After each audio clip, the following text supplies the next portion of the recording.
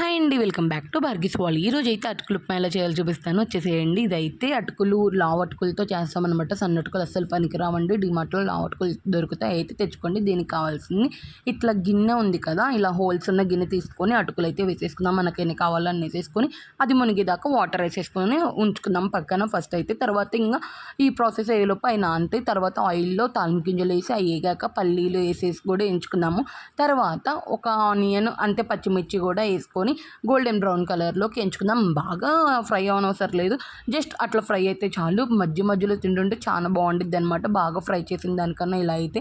తర్వాత అంతే పసుపు ఉప్పు కారం వేసేసి అయితే బాగా వేయించేసుకుందాం. తర్వాత మనం నానబెట్టుకున్న అటుకులు ఉన్నాయి కదా, ఇవి కూడా వేసుకుందాం. చూసారా ఇలా డబల్ అయ్యాయో నానబెట్టాక. కాబట్టి ఇదైతే మాకు ముగ్గురికి అయితే సరిపోతుంది. మీరు తినే దాన్ని బట్టి అంటే మీ క్వాంటిటీని బట్టి అయితే వేసుకోండి. మీరు అటుకులు చాలా టేస్టీగా అయితే ఉంటుంది. లాస్ట్లో కొత్తిమీర వేసుకొని సర్వ్ చేసేసుకోవడం. మీరైతే ఒకసారి ట్రై చేయండి. లేదా ఈ రెసిపీ మీకు అంతకుముందు కూడా తెలిసి ఉంటే మీరు ఏ స్టైల్లో చేస్తారో కూడా కమెంట్ సెక్షన్లో కమెంట్ పెట్టండి.